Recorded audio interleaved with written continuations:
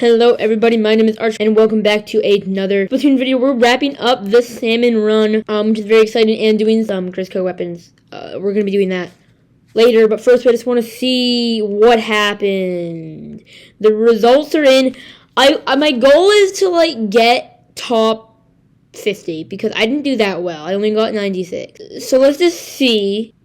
I barely made top 50. Let's go. I got 96, so there's no way I was gonna get top 20. My goal was 100, so it wasn't gonna change much. Yeah, that's exciting. Yeah, so what do I get? So what did we get, if anything? Bronze. Sweet. I'll take it. I got a new badge. Sweet. Cool. Anyways, let's get on with the video. I'm gonna be voicing over me doing all the different Grizzco weapons. So hope you enjoy the video.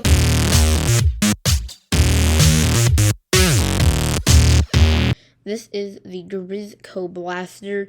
So most of the weapons of Grizzco, they're way more powerful than their normal weapons. So the blaster usually it takes time in between each hit, much shorter time.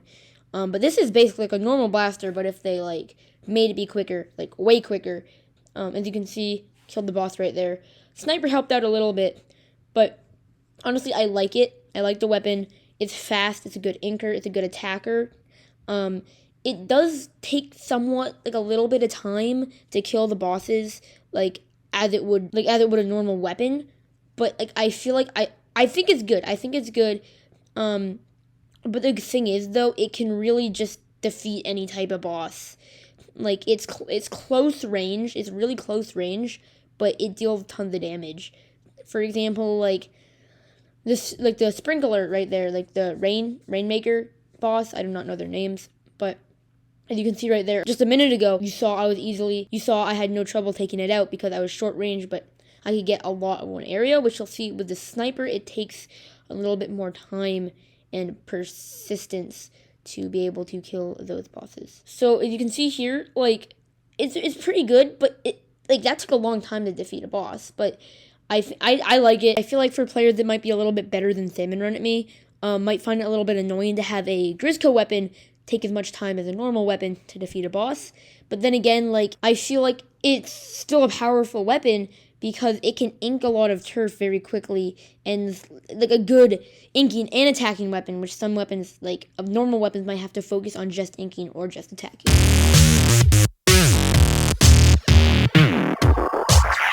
Okay, so Grizzco Slosher is an interesting weapon. As you can see immediately, it takes forever for ink to land, but it's very powerful and can two-hit any boss, no matter what position it's in.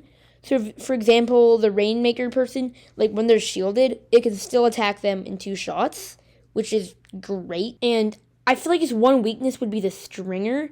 But the Celio, which is on your screen right now, it can literally shoot through its, the iron part of its skull, the iron thing, which is super helpful and is super awesome, and I really like it. But the reason I think the Stringer is its weakest boss, or at least, one of its weakest, is because it can't really ink up and down at the same time that quickly as you saw. I think it might be able to 3-shot it, but again, as you saw, very, very heavy weapon, very powerful, very slow. But another thing I really like about it is the Steelhead. It can 2-shot it even when it's not even in its balloon mode, which is super cool. But one of my favorite parts about the Slosher, and I think you guys are going to like it too, is the Slyfish, which is the one that brings out tent missiles.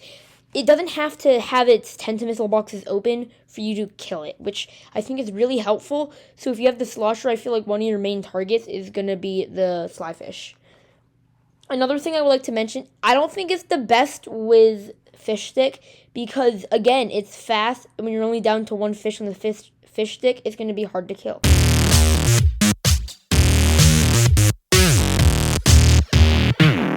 Okay, so personally, the Grizzco Charger, I call it the Grizzco Sniper. So if you ever hear me refer to it as the Grizzco Sniper, I mean the Grizzco Charger.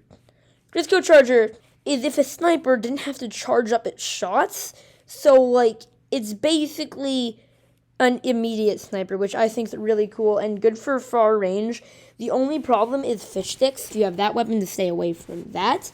But I feel it's an overall pretty good weapon. It's not like the Grizzco Slosher when you can defeat the flyfish with its buckets down, but I mean overall it's a good inker, and it's just basically like if a sniper could ink a ton of turf, and it's pretty awesome.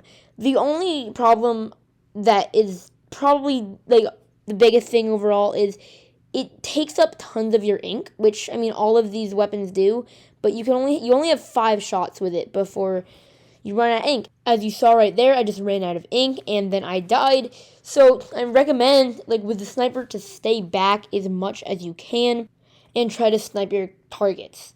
After all, it is a sniper. But I do recommend to attack your targets when the time is right and stay back when the time is right as well. This weapon can be very good if you know when to use it at the right time.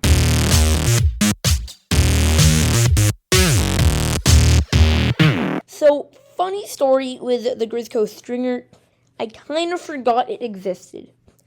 But don't worry, I do remember some important qualities of the Grizzco Stringer.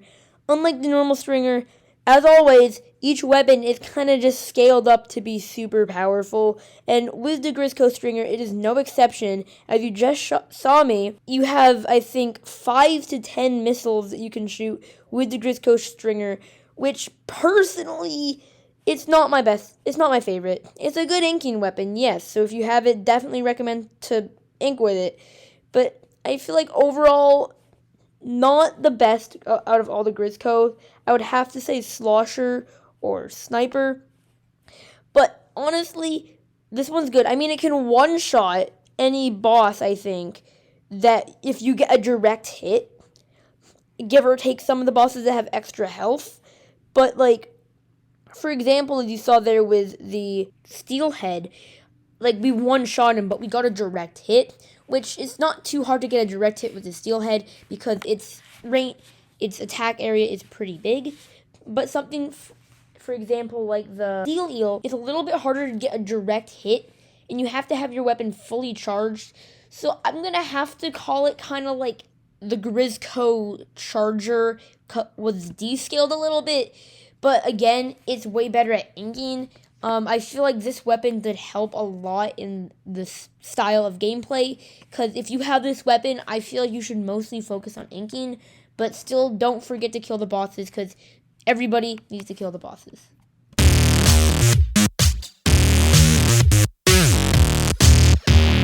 This is the Grizzco brella. My personal favorite. Main reason is I feel like it's part blaster, part charger. It does a lot of ink. It can ink a lot of stuff. It's medium range and can deal as much damage as the blaster and as the sniper. And I mean, yeah, you still have to worry about ink, but not as much. Overall, it has good targets, so it can get rid of short-range bosses, and it can also get rid of long-range bosses. So, personally, overall, like, evened out weapon. If I could change one thing about it, though, it would probably just be the ability to make it be more oomph. But, I mean, again, it's so evened out that I feel like if they changed anything about it, it would be too overpowered. So, like, this is, personally, overall, even weapon. I have nothing really bad to say about it. My favorite part about it is I feel like if Charger, Blaster came together, it would be Grizzco brella. I do kind of wish that they made an actual brella on the Grizzco brella, because after all, it's called a Grizzco brella. But at the same exact time, if they did, it would be too powerful. I have nothing bad to say about it. There's no, like, special moves you can do with it. But yeah, that is the Grizzco brella. I can't really think of anything else to say. Grizzco Spatana. It's an interesting one. As a normal Spatana, if you hold down ZR, walk forward, and while you're walking forward, let go, your character will like yeet a little bit forward and have kind of a yeet ink out of the spatana, which is fairly good. There's not that much footage to show you guys right here because it's not a good inking weapon. As you can see, I'm inking right now. It can't even get to the top of the steelhead when it like brings out its bomb. Let even alone like the sprinkler, I think. Yeah, sprinkler, it can't even hit the sprinkler. Like you have to jump if you're on the same level as it, which as a Grizzco weapon, I would honestly expect more. But at the same time, I feel like you can't win every single weapon. Like not every weapon is supposed to be overpowered.